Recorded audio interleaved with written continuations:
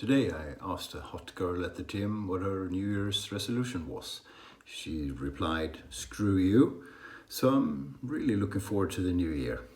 Welcome to Shave&Butcher, where there's going to be no singing and dancing today. Only after the shave we're doing cartwheeling in the garden. No, we're not. You'd like that though, wouldn't you? You vultures.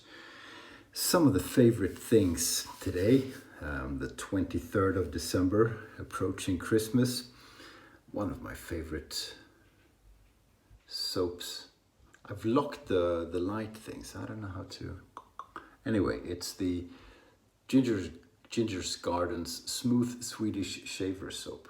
There's just one of these, and it's mine, because I'm the smooth Swedish shaver. I'm also using, no, I wasn't joking, using the Frank Strömberg Design Institute designed and Matti Lindholm turned brush. So it's a boar brush with a handle that is turned by Matti. You really can't see much, can you? Turn on the light, see if that's better. Yeah, that is actually a bit better, so we'll do that. So that's what it looks like. And my favorite razor at the moment, which I've never used. It's a favorite anyway. Wow, look at that. Look at that. Actually, you can barely see what it is, so I'll put in a link to an outdoor showing of the razor so you can see it properly.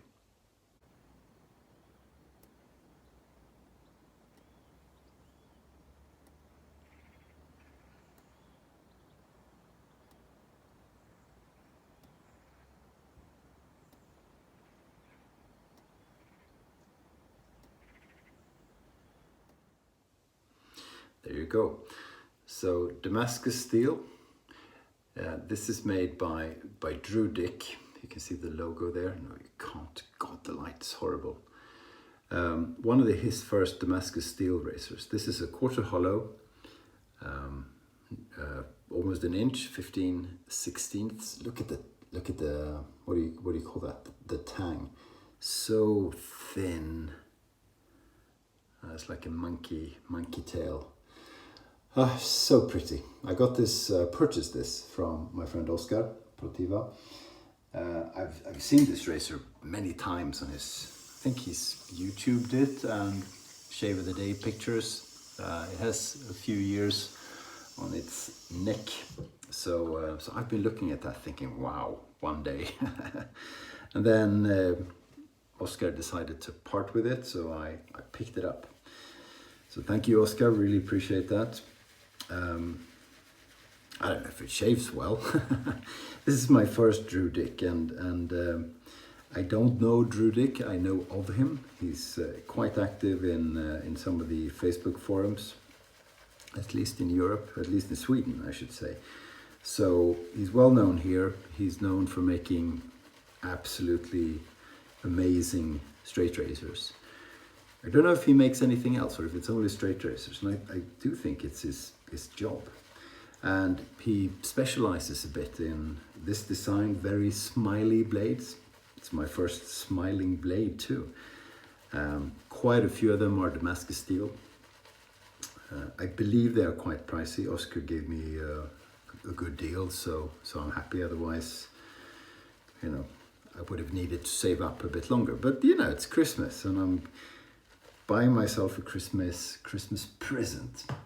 So Drew Dick, and yeah, his last name is like it is, and he's not a stranger to making jokes about his last name. I think he looks at it as an asset. Who wouldn't? So, you know, at least in the Swedish Facebook forum, there are loads of dick pics. I brought up my dick today, a lot of that stuff. Yeah, YouTube, computer, robot, sensors. I'm just having a laugh. Gorgeous soap this.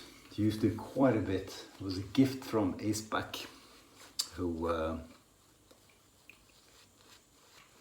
is probably recovering today because it was his birthday yesterday, and he's a rather young chap, so I'm sure he was out partying in lockdown Britain.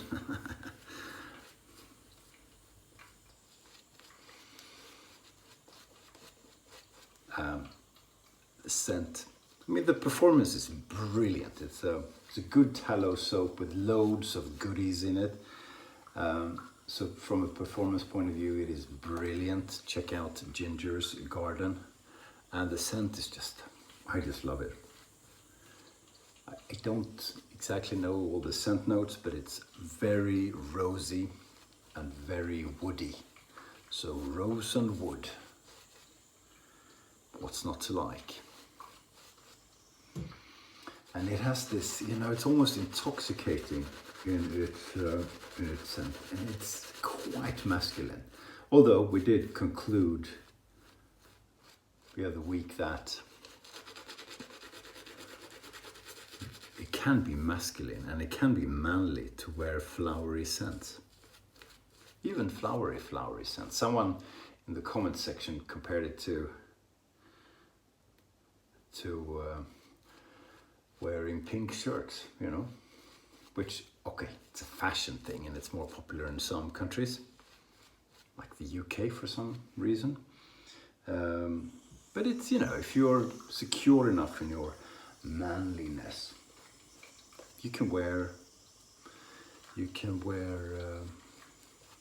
things that aren't necessarily portrayed and defined as super masculine. Can you see the sheen? No, you can't. Oh, such a good soap. Such a good soap.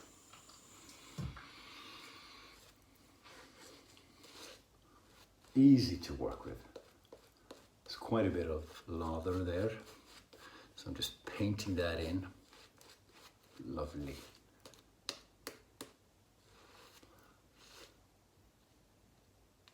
Peaky. Lovely peaky. Peaky. Oh, Peaky Blinders. I miss a lot of the shows that are delayed now, you know. Peaky Blinders, Billions. There's another one. Can't remember the name. There's a few. There are a few. We've been on hold just because of this virus. It's touring the world. Okay, enough jibber jabbing. Look at the smile of that blade. I don't know how to use a smiley blade. We'll figure it out as we go. We're holding it stupidly. I mean, this is how you hold a straight razor properly, right? Especially if you have a nice long, tang like that. I hold it like this, like a bread knife. Don't get inspired by that. It's just me. Oh, this is tricky. Usually you have a straight blade and you just put it, but this is curvy, so this is tricky. So I'll have to find my way a little here. Oh!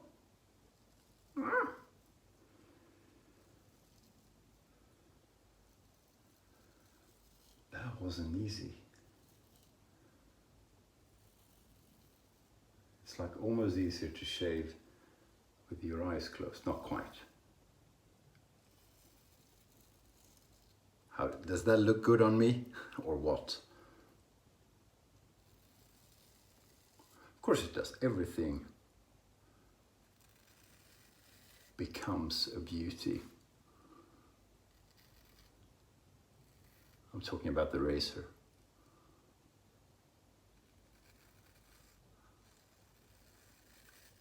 Yeah, certainly a different experience with the smiley blade. Not that it feels different, but the handling sure is.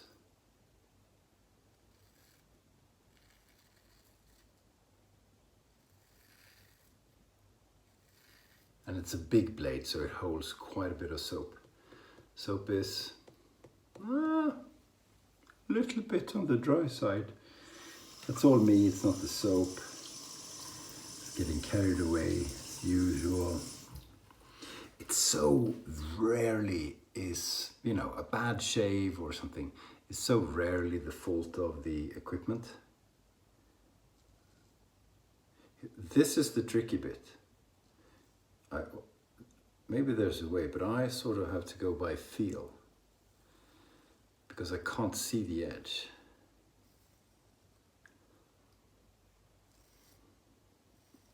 Lovely. And you know, a quarter hollow razor is not a bad edge. Certainly on a large blade, like this is almost an inch. A quarter hollow is.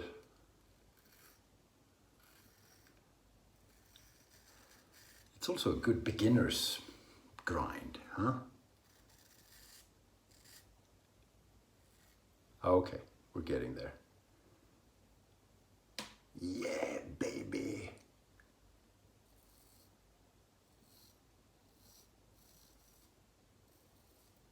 Very nice. Half hollow, quarter hollow, you know. We get asked quite frequently what kind of grind is the best grind, and what kind of grind is a good beginner's grind.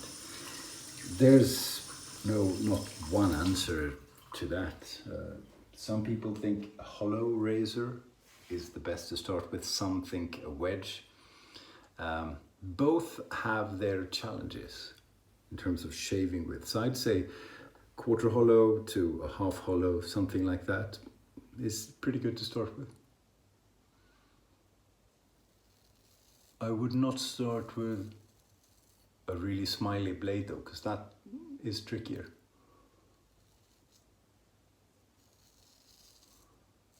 When you've done it a few times, you get used to it, you know what you're doing, but I'm tricky for me.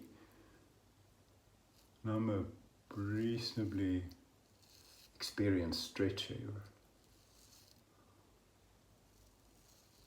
So it doesn't add to the quality of the shave, but it adds to the challenge.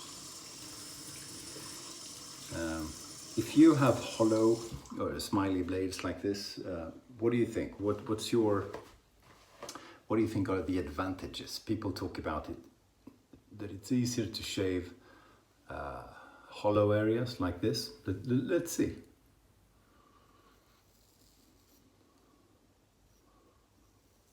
So we're getting into and I always stretch here. Maybe I don't have to stretch.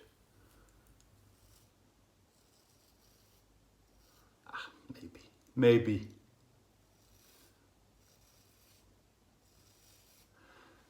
But not to the extent that it replaces stretching the skin, I would say.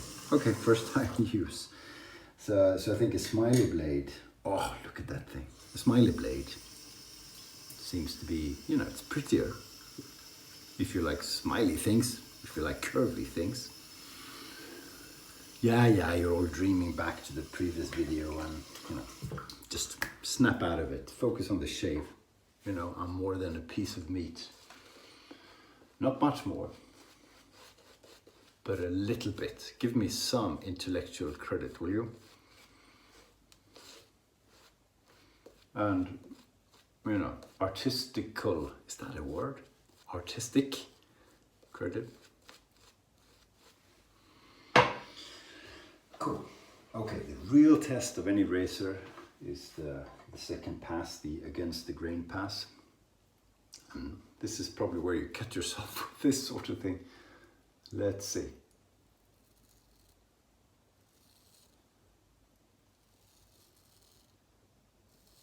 Okay, here's when it gets tricky, because you want to be able to control the toe so you don't butcher your ear.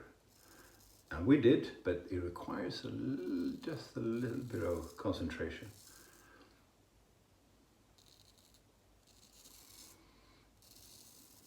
You want to be able to use the whole blade.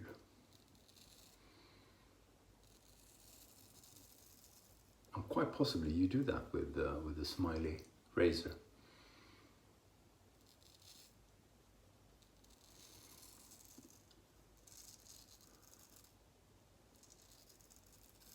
So vaccines are out. They've been out for a week or so.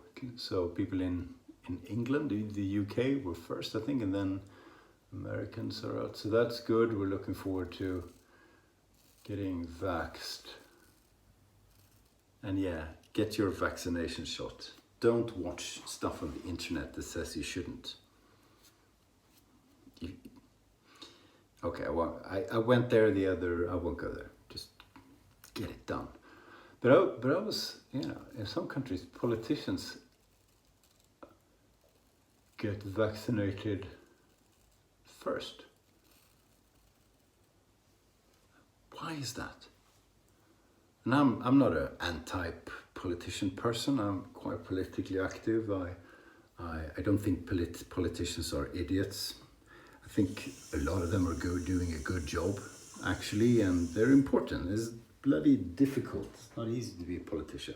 Some are idiots, like everywhere. So I'm not an anti-establishment sort of thinker. But why politicians? Old people, people who work with old people or sick people, they get priority as well. Which makes sense. But what about bus drivers and teachers and people like that who are exposed a lot to people? Why a politician? I don't know.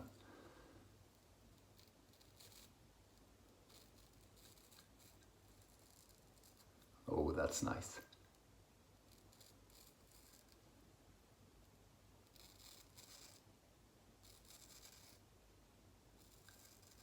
Very nice. So yeah, but anyway, we're getting it. So slowly things will be improving. Let's hope. It's been almost a year. Goddamn pandemic thing.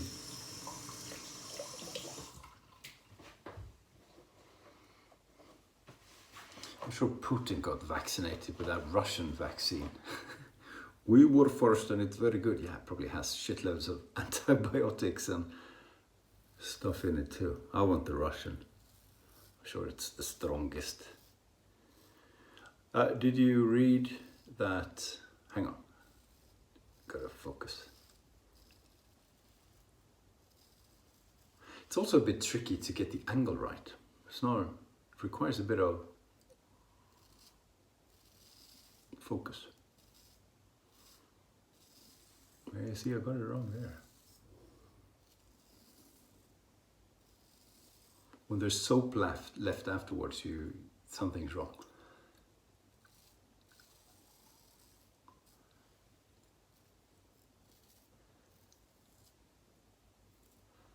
Yeah, Putin.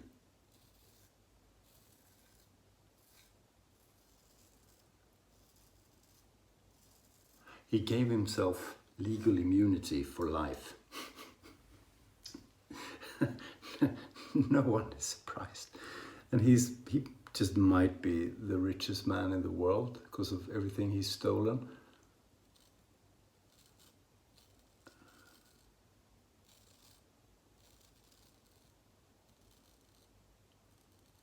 So he may need it.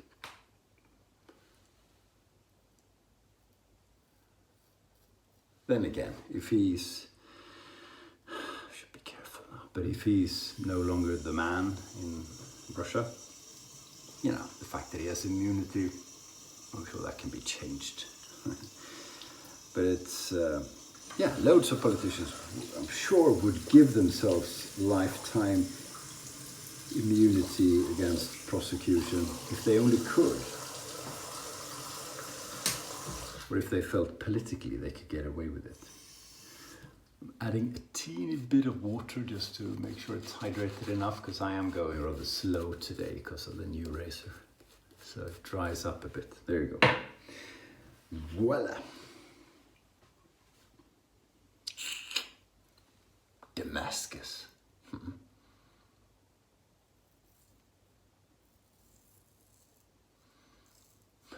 It's interesting to watch how you make things out of Damascus steel, or how you make Damascus steel. So that's a cool one to check out on YouTube.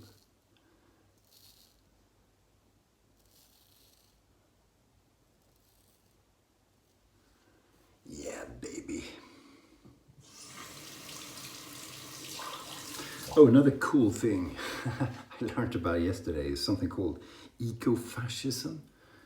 It's sort of a political talk today. So there are groups that call themselves fascist. And fascism used to be popular in the 20s and 30s and beginning of the 40s. Especially, well, all over Europe really. US and rest of the world, I don't know. Were quite popular in Europe, notably in Germany with the Nazis and with Mussolini in Italy. But there are always fascists. They're usually angry young men in short haircuts and uniforms. So aesthetics are quite important, but they're, the right-wing extremist,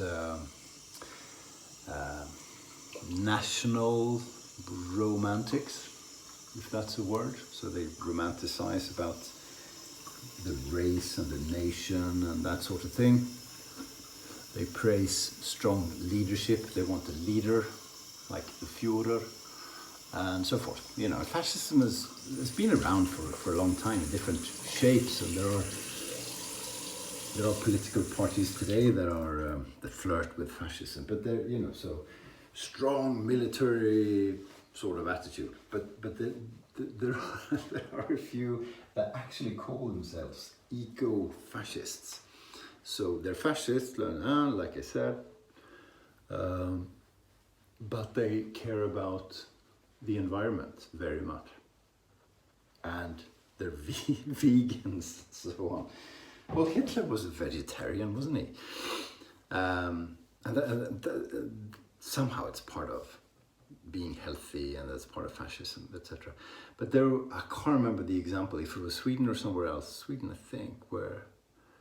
and there was a big terrorist... I should have studied this, just came to mind. But there are a few of the more famous terrorist attacks in recent years that come from groups that have... that identify themselves as eco-fascists. So, little bit of the good stuff, little bit of the bad stuff, in a perfect mix. Anyway, I just thought that was funny. What a great shave! I had a good shave with that beautiful razor. The aftershave is going to be Ako from the Swedish apotek, Swedish pharmacy. It's pure evil. It always hurts as hell. I try not to scream. So that CDB calls me whatever he calls people. That wasn't too bad. That was actually quite good because it was a good shave. I was going to say in a minute, but I'll do it now. I'll put on some balm today because it's cold. Aqua Velva Sensitive 5-in-1. I got from my buddy John. Love this stuff. Love this stuff. Really good performance for my skin. I wet my hands a bit and I rub it, and that gives me the right concentration. So I dilute it a little bit. You can do that sometimes if you don't want it too thick. No, this is pretty perfect. Doing the head as well, because I shaved the head before. Ooh, Oscar, who I got the razor from, he shaves his head with straight razors, like every day.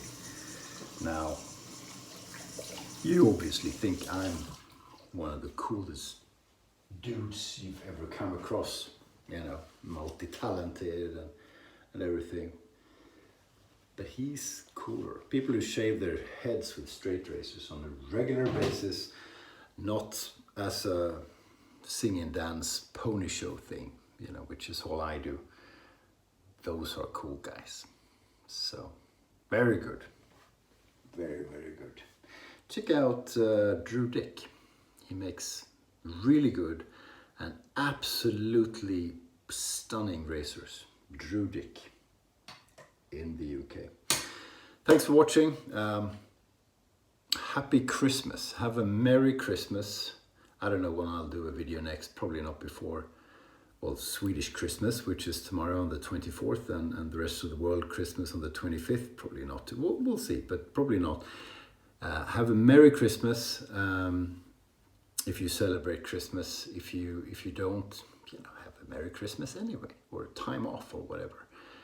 For you who fight out there, working through the holidays, working in intensive care, ICU, working with having things run, bus drivers and whatnot through the holidays. Thank you so much for doing that.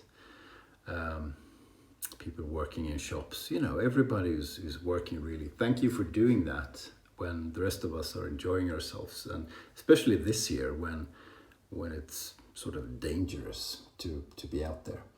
Much appreciated. A Merry Christmas and happy holidays to you in particular. Guys and girls, see you soon. Thanks for watching and stay sharp.